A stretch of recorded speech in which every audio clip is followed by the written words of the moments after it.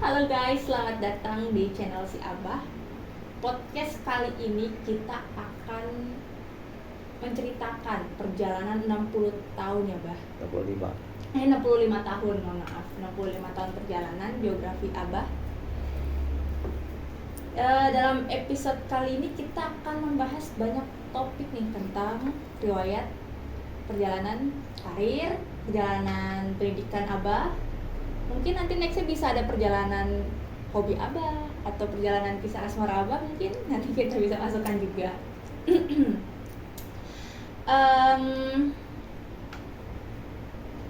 Tujuan podcast ini tuh bukan untuk sosokan ya, bukan untuk pamer, tapi untuk sharing experience. Mungkin sharing perjalanan hidup atau karir Abah selama 65 tahun ini seperti apa sih teman-teman gitu.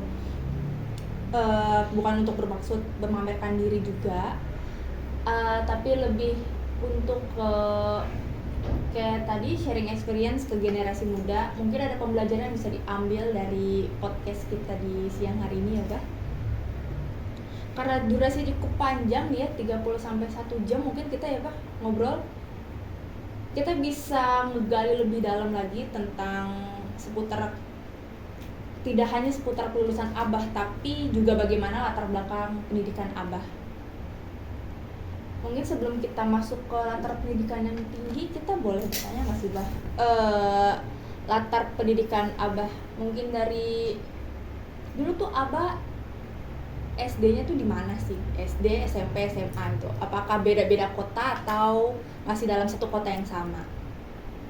Oke, terima kasih Sabna ya. Iya betul.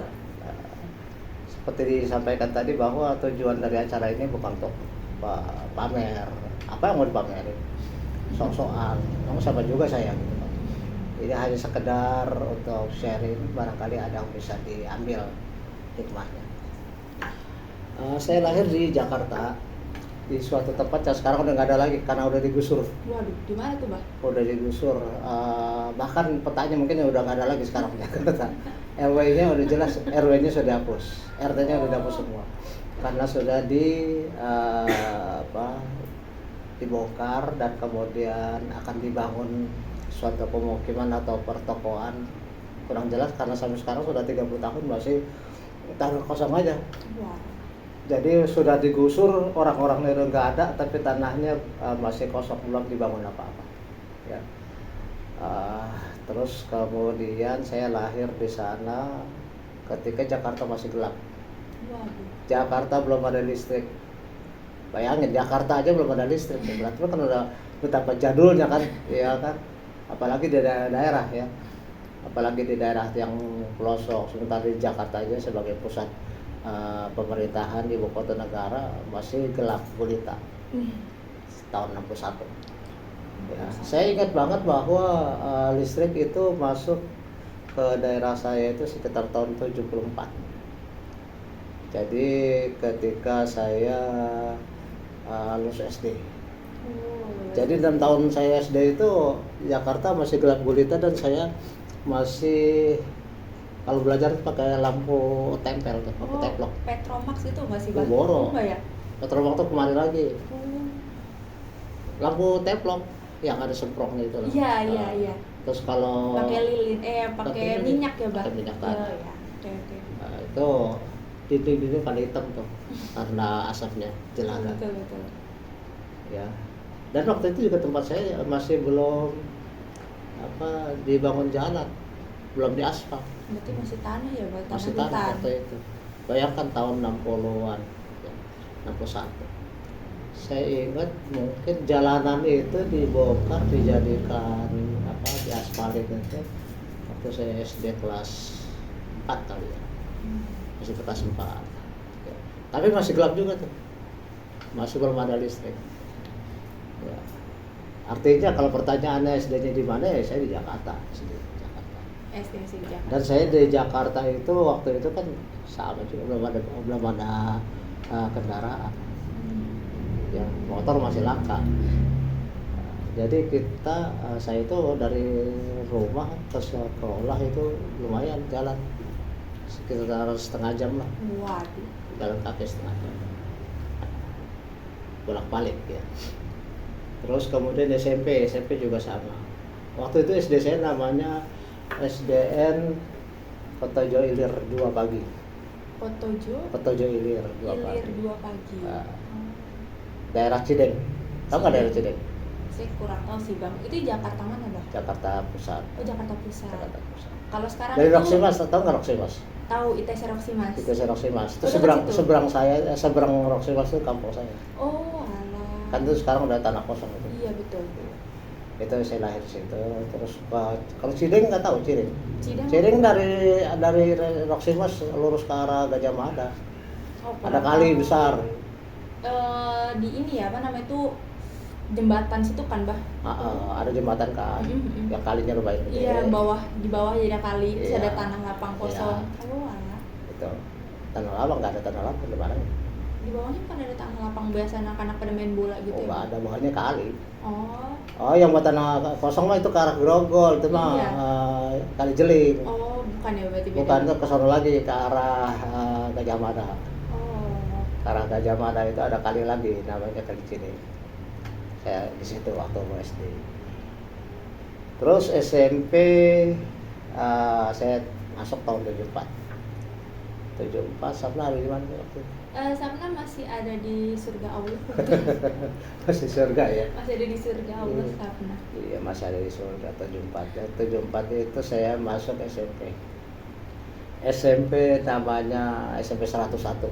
101. Tapi masih SMP negeri. Oh, masih negeri. Nah, itu letaknya SMP 101 itu di komplek pemadam kebakaran. Pemadam kebakaran Tahu? di Duri, deket Duri Iya. nggak sih Pak? Oh iya situ. tahu aku. Di komplek pemadam kebakaran di Jembatan 5. Mm-mm. Ya. Di situ ya sama lah, belum ada kendaraan, jalan kaki bolak-balik. 3 tahun lulus tahun berapa itu? 74 74. Abang masuk berarti 77. 77 waktu SD ya biasa-biasa ya. Cuma saya masih ingat pengalaman saya waktu di SD itu. Apa tuh Bang? SD itu saya pernah disuruh ngegambar di dinding. Gambar Di dinding kelas. Dinding kelas kan gede itu dulu kan, sekolah dulu kan gede-gede ya kelasnya kan. Gede-gede bangunan lama gitu kan. Gambar mural gitu Bang? Semacam mural. Gambar ada 2, gambar ibu-ibu sama bapak-bapak. Tuh saya ingat banget tuh. Jadi SD aja sudah disuruh ngegambar mural di dinding kelas. Gak tahu kelasnya masih ada atau enggak sekarang. Udah sekian lama. Apa sekolahnya juga masih ada atau enggak, saya juga nggak tahu. Ya apa udah dibongkar jadi apa nggak tahu. Nah itu waktu di SD. Di SMP juga begitu. Di SMP ya alhamdulillah saya dari kelas 1 ya sampai lulus itu alhamdulillah selalu dapat ranking. Masya Allah. Bukan hanya dapat ranking tapi selalu ranking umum lagi. Juara 1 umum berarti ya? Iya, bukan kelas lagi tapi umum. Alhamdulillah karena saya senang juga baca buku gitu. Oh iya. Senang baca buku, jadi apa yang dipelajarin oleh guru itu malah saya udah baca duluan. Kadang-kadang saya suka gurunya bilang, kok tawan kamu sih? Karena saya baca. Ya saya masih ingat omongan itu keluar dari guru sejarah karena saya senang sejarah. Betul. Iya, ibu nggak tahu ya, saya nggak tahu ibu gurunya masih ada tuh. Itu namanya Hasna Adam, ya, orang Padang. Nah, itu beliau tuh, kok tawan kamu dari saya? Soalnya apa yang beliau ceritain saya udah bisa di duluan. SMP. Nah kemudian saya SMA. SMA itu SMA Negeri 4. SMA Negeri 4 Jakarta ya Bang? Tahu di mana? Aku pernah dengar tapi aku kurang tahu karena aku jarang ke Jakarta, jadi aku kayak kurang tahu tempat-tempat itu loh Bang, wilayah-wilayahnya. Gambir. Oh Gambir. Di Gambir di Jalan Batu. Iya iya. Itu ada, sampai sekarang masih ada tuh. Tapi bentuknya udah pasti udah beda. Pasti. Kalau dulu kan bangkunya aja gede-gede gitu, bangku zaman baheula ya, bangku sekolahnya itu. Dan saya masuk di situ itu jurusan IPA. IPA. Tapi justru di sini kesalahan saya. Iya.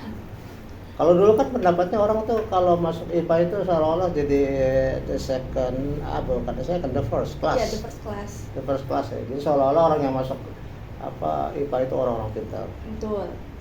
Ya kebetulan saya juga kan dari waktu SMP kan saya bilang tadi ya, alhamdulillah juara umum, tapi kan tiap orang tuh punya keahlian masing-masing ya. Betul. Ada pembidangan ya, ada bakatnya masing-masing. Betul. Saya itu ternyata bakatnya di sos. Ya, bakatnya di sos sehingga ketika saya menjalani pendidikan di IPA itu saya keteteran, misalnya aja. Keteteran. Banyak pelajaran yang ada di bidang IPA itu nggak saya kuasai. Iya. Boleh dibilang blank, boleh dibilang aneh ya. Benar-benar suatu kenyataan kalau kita itu yang bukan bidangnya nggak bisa masuk. Betul, benar banget. Nggak ngerti saya benar. Saya tuh di mata pelajaran fisika. Kamu SMA apa SMK? Aku SMK, Bah. SMK. Saya SMA IPA lagi. Fisika itu saya kagak ngerti juga saya. Bener, Nggak fisika ngerti adalah pelajaran itu. paling sulit sih menurut saya. Fisika kan kalau di IPA ya fisika, kimia, biologi, matematika gitu kan. Kalau yang lain masih agak lumayan lah gitu ya. Masuk ya, Bah. Cuma fisika Tapi di memang. fisika saya nggak ngerti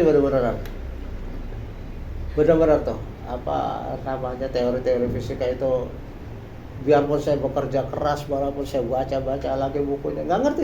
Betul. Nggak ngerti sih juga kenapa begitu. Mungkin Tapi- karena memang bukan passion ya, Pak. Tapi kalau di IPS apalagi sejarah, PMP segala macam itu udah saya lalap itu. Saya menguasai. Saya waktu itu memang orang itu kan ada ya otak kanan otak kiri ya. Iya, betul. Kalau otak kiri itu untuk sesuatu yang sifatnya eksakta. Misalnya kimia, biologi, matematika, fisika, sesuatu yang sudah terumus, terpola.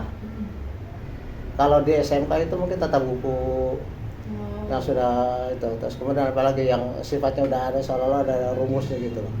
Kayak mungkin pembelajaran melalui Excel ya, Pak, ya itu kan ada rumus, kan ada rumus, habis Ya. itu administrasinya, Ya, publikasi, atau bisa kayak kita kearsipan itu kan memang udah terumus dan udah Ya, ada ya, Pak, terpola. sesuai. Iya. ya. Itu untuk orang-orang yang lebih kuat di otak kiri. Ya. Sementara saya ternyata lebih kuat di otak kanan. Ya buktinya tadi sejak SD aja saya disuruh melukis mural. Sejak SD saya sudah sering melukis. Sama seperti yang sering saya lakukan sekarang saya lukis wajah teman gitu ya. Teman-teman suka minta lukisin di bukunya gitu. Sering gitu. Tapi ya lukisan anak SD lah. Saya senang dulu lukis Batman gitu kan, Superman. Ya, Betul. Superman lagi terbang di atas gunung gitu Betul. kan. Gunung udah bagus-bagus, di atas ada Superman di atas lagi terbang. Kalau nggak ada pesawat. Kalau nggak begini nih, pemandangan gitu ya. Itu di gambar Abah tuh berarti nih ya, Bah? Iya. Pemandangan yang itu juga. Ya, semua yang ada di sini alhamdulillah ya pikiran sendiri. Dan saya memang udah mulai senang melukis itu ya sejak dari masih SD kan. Dari kecil ya, Pak, ya udah mulai suka menggambar. Iya, terus pelajaran-pelajaran seperti sejarah, seperti PMP, seperti agama, itu saya cepat dan bagus nilainya. PMP itu kalau di sekarang itu tuh PKN, Mbak? PKN. Oh, PKN. Itu pendidikan moral Pancasila. Iya. Ya, jadi PMP itu pendidikan moral Pancasila. Jadi itu juga sama tuh. Saya sering debat sama guru tuh, SMP, SMA. Ya, saya nggak tahu juga gurunya apa, masih ada apa enggak, itu dulu namanya Pak Raja Guguk. Pak Reja. Raja Guguk. Raja Gugu. Orang Batak gitu kan. Ah. Saya nggak tahu nama depannya apa, lupa, tapi pada marganya itu Raja Guguk. Itu sering saya debat itu. Kalau ada pembicaraan tentang PKN atau PMP itu, yang menurut saya beliau ngajarnya nggak sesuai dengan apa yang saya baca, itu saya debat tuh. Dan jadi dari kecil memang saya juga senang debat kalau ada sesuatu yang nggak ini ya secara keilmuan, apa yang saya baca dengan saya dengar dari dosen itu beda, langsung saya tanya dari guru. Berarti ingin mencari tahu terus ya, Pak, ya? Ingin cari tahu Kenapa terus, gitu? ya benar. Alasannya. Dan saya nggak sungkan-sungkan angkat tangan. Makanya kan saya suka sindir anak-anak di kelas itu, nggak pernah kedengeran suaranya kecuali waalaikumsalam di awal, waalaikumsalam di akhir. Karena saya kebiasaan dari dulu memang selalu mendebat guru. Ya. Waktu juga pernah ya, waktu di SMP, 2 kali malah di SMP dan di SMA. Itu biasa kan ada suka murid atau yang ngeyel ya, murid yang ngeyel yang suka nakal gitu ya. Ada guru suka gangguin gitu, bikin ribut sendiri gitu kan. Sehingga anak-anak ketawa-tawa. Bahkan ada guru juga yang sampai, guru bahasa Indonesia waktu itu sampai nangis karena dijailin sama muridnya. Itu saya langsung selesai begitu gurunya tuh pergi, lari itu waktu itu langsung ke kantor kepala sekolah. Saya deketin itu anak tuh. Saya bilang, kamu jangan begini, karena saya datang ke sini kan untuk belajar, bukan untuk dengerin banyolan kamu. Jangan sampai terulang lagi guru sampai seperti ibu apa saya lupa itu, kamu godain sampai akhirnya dia nangis. Wah, dia malah ngeledek, teman saya tuh ngeledek. Saya bilangin begitu malah ngeledek, malah mencibir bagaimana gitu. Langsung saya tojok dipisahin gitu. Dipanggil kepala sekolah. Begini. Akhir saya di skor 3 hari. Apa saya sedih? Enggak, saya malah ikut kampanye. Waktu itu kampanye P3. Padahal waktu itu kampanye ya, saya ikut-ikutan, saya malah ikut kampanye. Jadi anak-anak juga heran, teman-teman, ini nggak mungkin lah si Sani yang punya kerjaan begini. Kok dia sampai kayak gitu kan.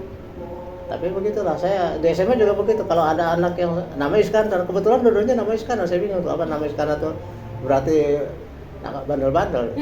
Di SMP nama Iskandar, di SMA sama juga Iskandar juga, begitu juga.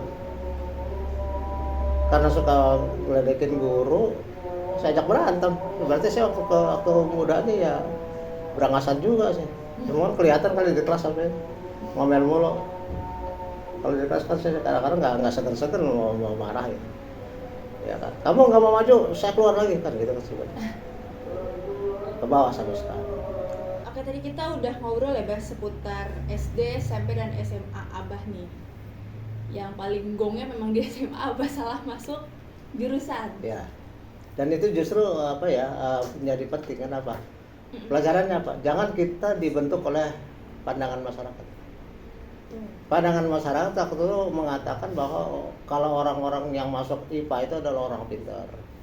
Betul. IPS itu seolah-olah adalah second class. Iya, betul. Kelas nomor 2. Betul. Apalagi bahasa seolah-olah kayak orang bego gitu. Konteksnya padahal enggak kan. IPA ya orang-orang yang memang bakatnya di hitung-hitungan. IPS adalah mereka yang bakatnya adalah di ilmu sosial. Dan sedangkan bahasa itu SMAC dulu namanya. Itu adalah orang-orang yang memang bakatnya di linguistik. Betul. Ada orang yang bakatnya bisa bahasa macam-macam. Ada orang yang bakat sosial, ada orang yang bakatnya bakat ngitung. Kan begitu. Betul. Bukan berarti bahwa orang yang masuk IPA itu kemudian orang pintar semua, dan saya salahnya di situ, terbentuk oleh pandangan masyarakat sehingga kemudian masuk IPA, padahal saya sama sekali mati kutu di IPA. Saya ingat banget, saya itu kalau ulangan fisika itu nggak pernah dapat 5, 4, 3, nggak ngerti, benar-benar saya nggak ngerti. 3 tahun ya, begitu terus, parah benar-benar. Tapi lucunya begitu lulus saya dikasih nilai yang lumayan bagus. Makanya saya protes sama gurunya, Pak ini nggak salah nih saya dapetin nih. Nggak apa-apa lah, hadiah gitu. Saya dapat bagus juga, padahal saya baru mati kutu ya. Jadi untuk SMA itu pelajarannya adalah bahwa kita itu jangan sampai salah masuk kamar. Seperti kami juga kuliah, jangan asal-asalan masuk kemana aja. Betul. Tapi lain halnya kalau saya justru kuliah itu dulu saya begitu lulus SMA ya kan, saya itu kan alhamdulillah sudah dapat kerjaan PNS lagi kan langsung.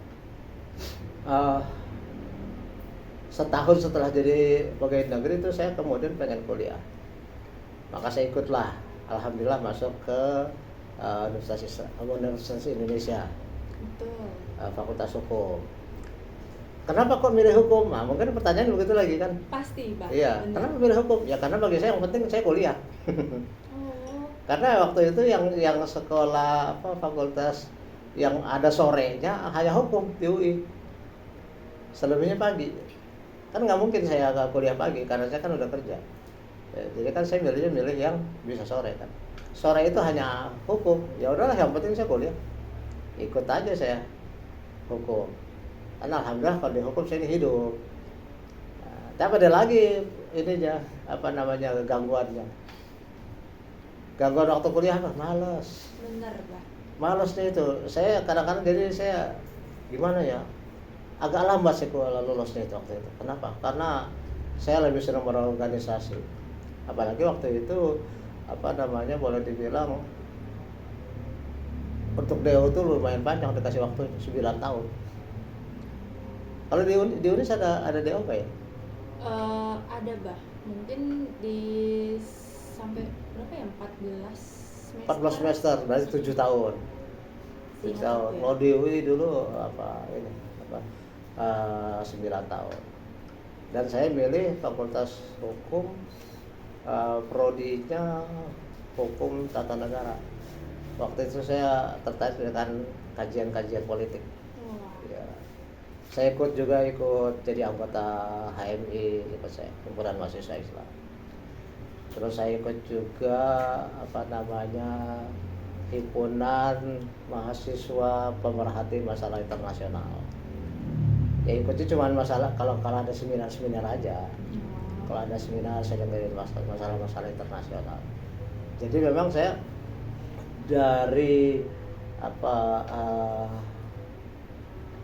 dari masa SMP, SMA, kuliah itu memang ternyata saya lebih hidup di SOS ya, di Fakultas Hukum.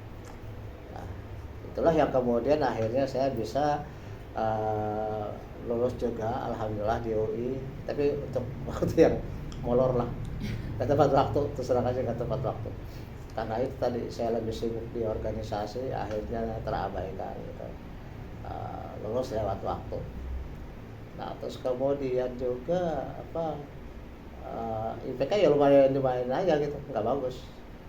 Standar ya Bah. Standar aja gitu ya. Karena apa ya? Karena saya tadi nggak terlalu konsen.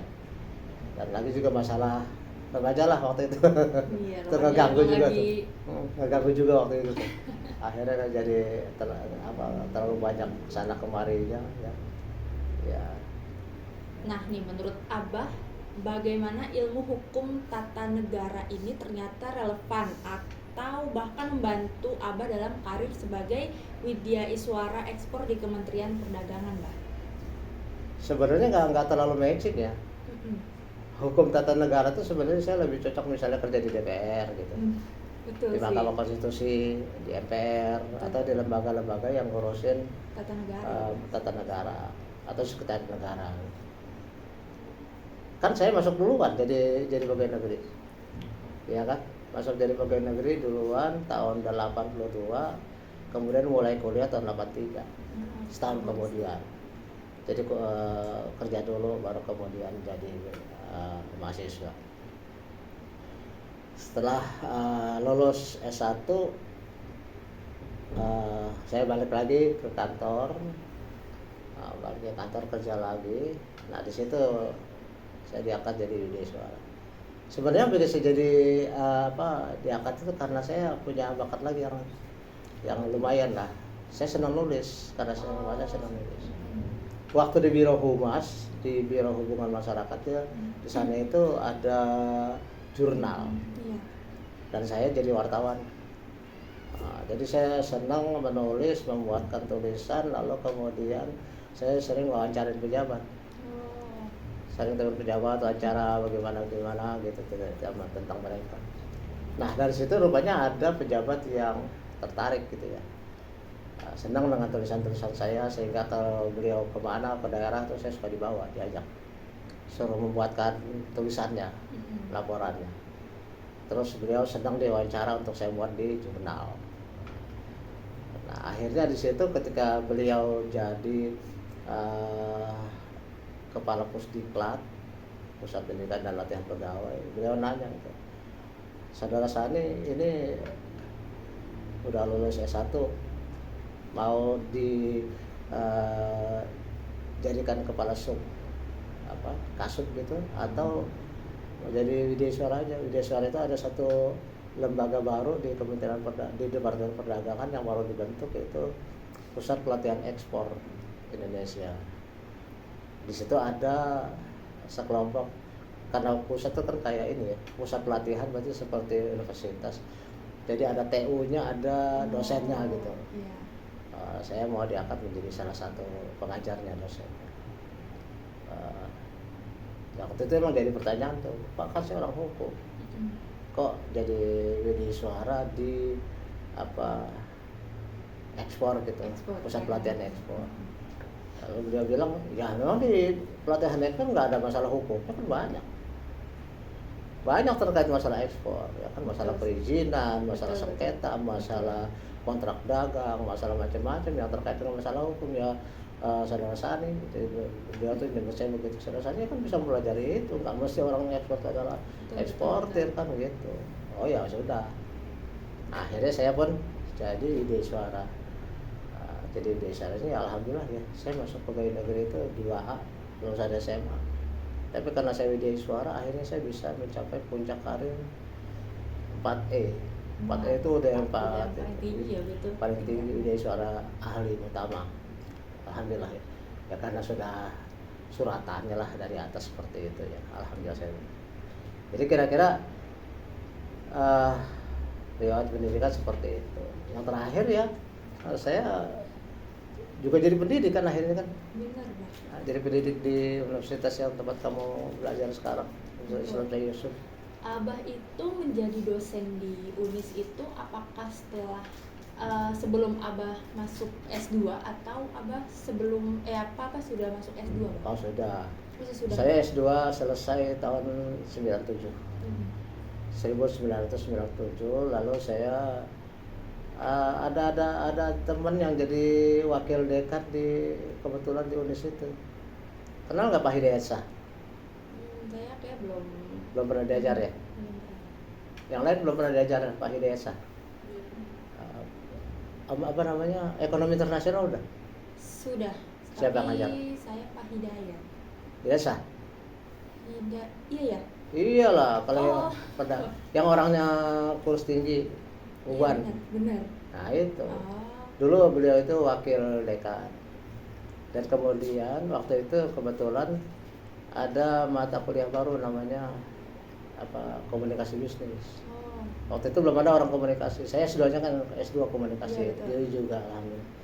Beliau ngajak, Mas Hani, ini ada mata pelajaran baru komunikasi bisnis, belum ada orangnya, mau ngajar nggak? Ya udah, itu tahun 2001. Nah, 2001 udah ada belum? 2001 saya belum ada. Belum ada? Di tahun depannya saya ada. Oh, 2002 lah. Iya, betul.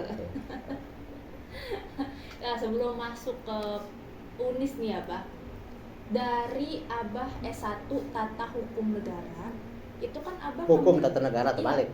Hukum Tata Negara, maaf, Hukum Tata Negara kan Abah ngambil S2 Magister Ilmu Komunikasi. Nah, itu apakah ada pertimbangan atau gimana Bang dari Hukum Tata Negara ke Ilmu Komunikasi loh Bang gitu Bang? Pertanyaan bagus. Sama juga waktu saya kuliah S1. Iya.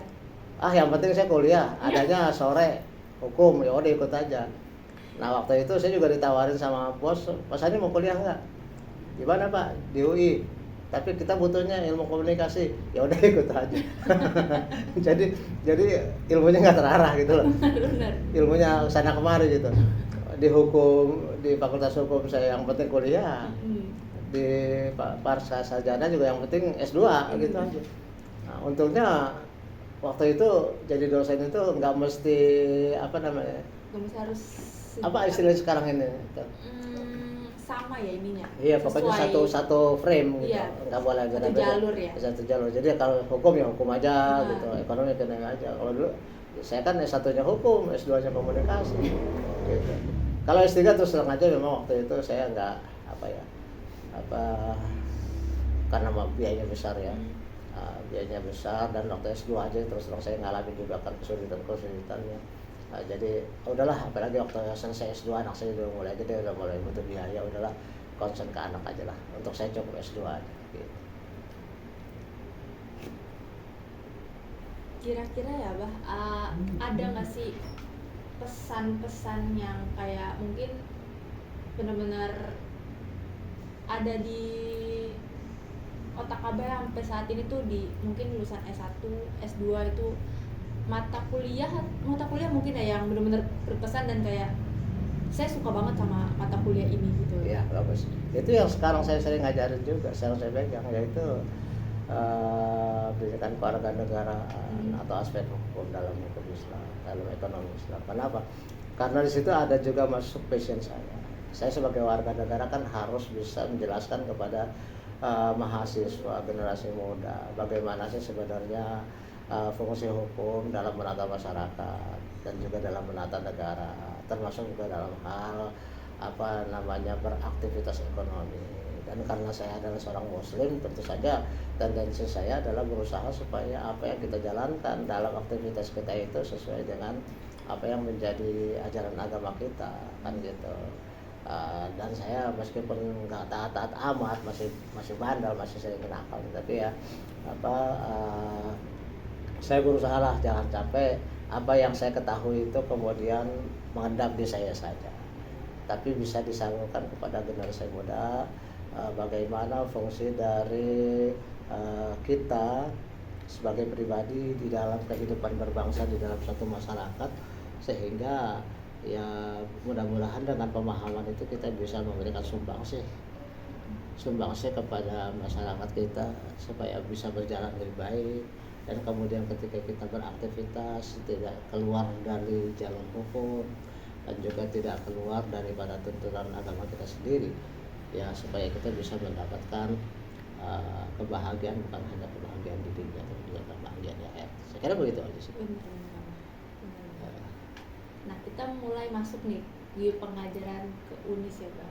Jangan Abah udah lulus kuliah magister ya, Bah? S2 ya, Bah, di UNIS? Enggak di UNIS, di UI. Oh, maksudnya di UI. Maksudnya Abah ngajarnya di UNIS. Setelah lulus dari Universitas Indonesia S2, Abah ngajar lah di UNIS kan? Jarak lumayan tuh, 97 ke 2001, 4 tahun kemudian. 4 tahun kemudian Abah ngajar di UNIS ya? Wah, berarti Abah ini berkarir di UNIS kurang lebih berapa tahun ya, dari 2001? Sekarang 2005, 24 tahun. Iya, 24 tahun ya, Bah, di UNIS. Mengabdi di UNIS nih, Bah. Kira-kira ada nggak sih, Bah, kayak mungkin entah salah satu mahasiswa atau salah satu kelas yang memang berkesan untuk Abah karena mereka mungkin satu passion dengan Abah, senang berdebat, senang ambisinya banyak gitu loh, Bah. Ada nggak sih, Bah? Kalau soal itu terus terang saya ada 1-2 orang, tapi secara umum secara kelas ya ada satu kesan. Suatu kali saya lagi ngajar di UNIS zaman dulu. Yeah. Dulu kan ada kelas Sabtu Minggu, kelas khusus namanya. Yeah. Saya lagi ngajar, tiba-tiba dipanggil, ditelepon ibu, suruh pulang. Ada apa? Dipanggil Pak RW katanya. Kenapa, urusan apa sama Pak RW sebenarnya? Ya nggak tahu, pokoknya dipanggil suruh pulang sekarang. Pokoknya serius amat tuh, memang apa ada masalah sih dipanggil Pak RW, sekarang juga harus pulang. Ya udah ntar malam kan bisa. Misalnya lagi ngajar, kenapa harus sekarang pulang? Apa sih? Kasih dia penasaran. Akhirnya saya percepat ngajarnya, langsung saya pulang. Ya pulang waktu itu juga kan nggak ada Gojek, jadi kan saya harus tetap naik angkot yang lama perjalanannya kan. Akhirnya sampai juga di rumah, kemudian yang ini belum ada nih, wilayah ini belum ada, masih yang sana, karena saya belinya bertahap.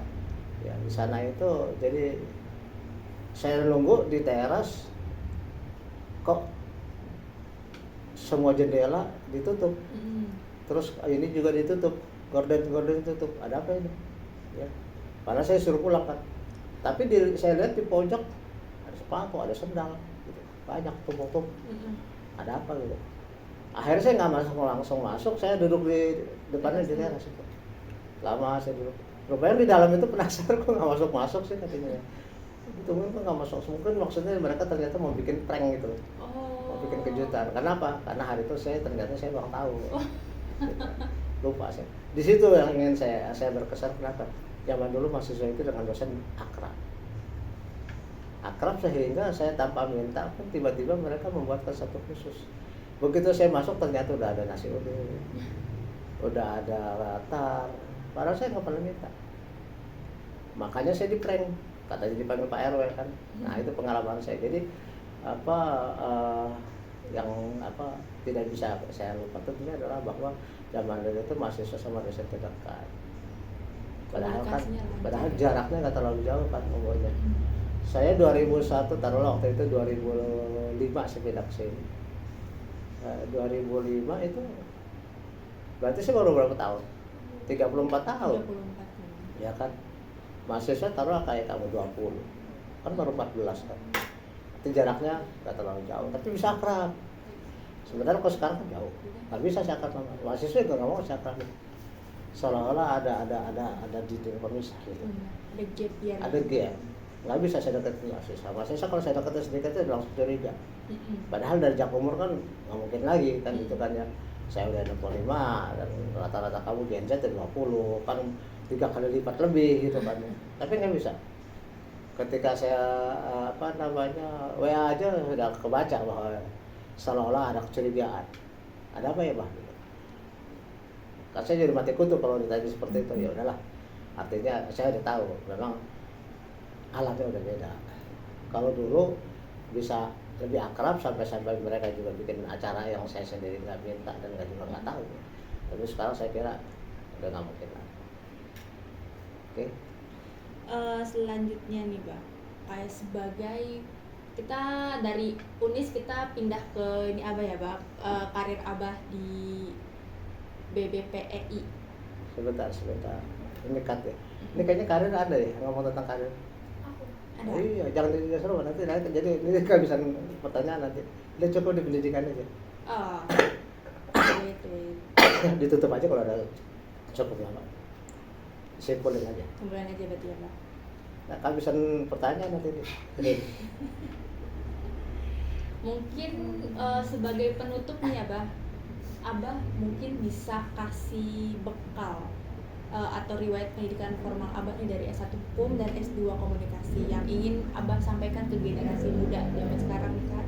Kira-kira tuh ada satu mungkin ada quotes yang mungkin Abah mau kasih ke mereka biar mereka tuh meskipun mereka saat ini merasa kayaknya saya salah jalan deh, kayaknya saya salah memilih pendidikan deh. Maksudnya Abah tuh ada motivasi ke mereka nggak ya, Mbak? Biar mereka nggak terpaku bahwa itu nggak selamanya salah gitu loh. Kalau kamu bisa, ya kamu benar belajarnya mungkin tidak akan salah gitu. Cuma kan kalau udah salah penjurusan, kadang kan dari sisi kitanya kayak merasa udah salah nih, jadi udah langsung turun Mbak, udah Ya. ngedon Mbak. Ada nggak Mbak motivasi? Saya kira begini ya, apa gunanya pendidikan itu kan sebenarnya untuk membentuk cara pemikiran, membentuk mindset.